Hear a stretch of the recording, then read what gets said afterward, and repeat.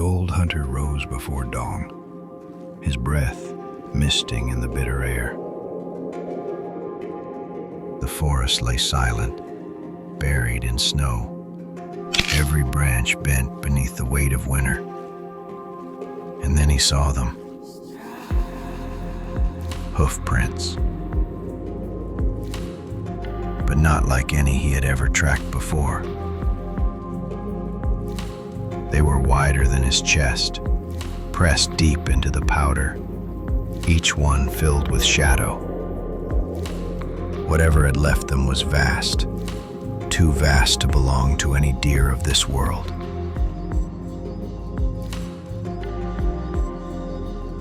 He followed the trail, rifle in hand, his boots crunching through the drifts. The storm thickened as he went, snow sweeping across the trees in waves. And then the blizzard parted.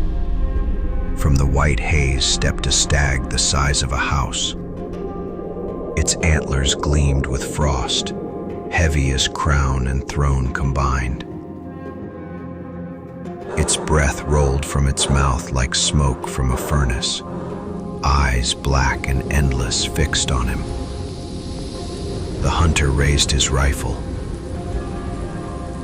and lowered it again. No bullet could touch a creature like this. In the days that followed, the stag returned. Sometimes at the edge of the clearing, half hidden in the trees. Other nights closer, antlers catching the faint glow of the lantern in his cabin window. The Hun began leaving food by the snow's edge. The stag accepted in silence.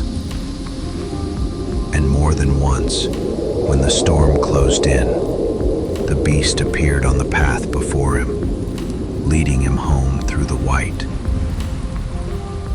It was no longer prey, it was companion. But word spreads quickly in a hungry winter. Whispers of the giant stag to the people spoke of antlers worth a fortune, of glory for the man who brought it down. Poachers came, rifles on their shoulders, steel traps on their sleds. The hunter warned them, leave it be. They only laughed and vanished into the trees.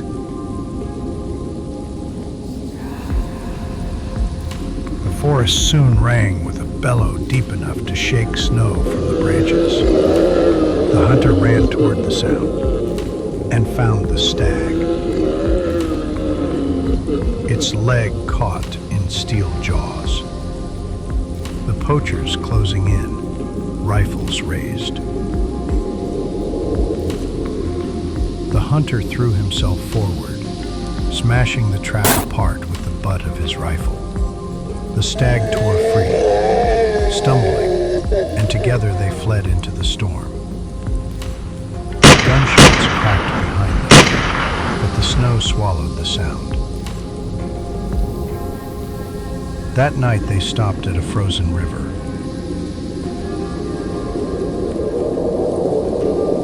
The stag lowered its head to drink, steam curling from its breath.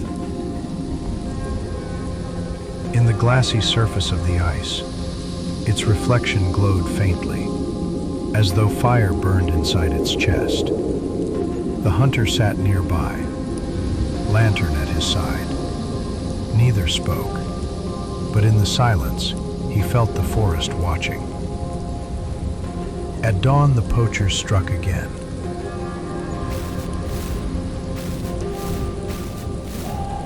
They drove the stag into a ravine, rifles raised, their shouts echoing against the cliffs. The hunter stumbled through the snow, desperate to reach it. But before he could, the stag's antlers began to glow.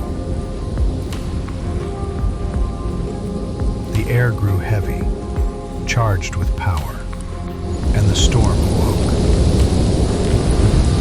Trees cracked and toppled. Snow and wind slashed through the ravine like blades. Gunshots vanished into the blizzard's head. The poachers screamed, and then were gone, swallowed by white fury. Yet the old man stood untouched, calm, steady, as though he were inside the eye of the storm.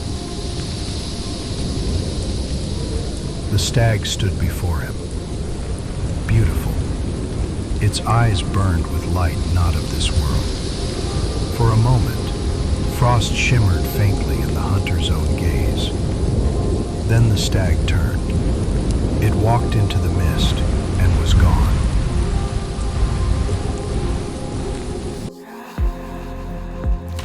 The old man returned to his cabin, alone.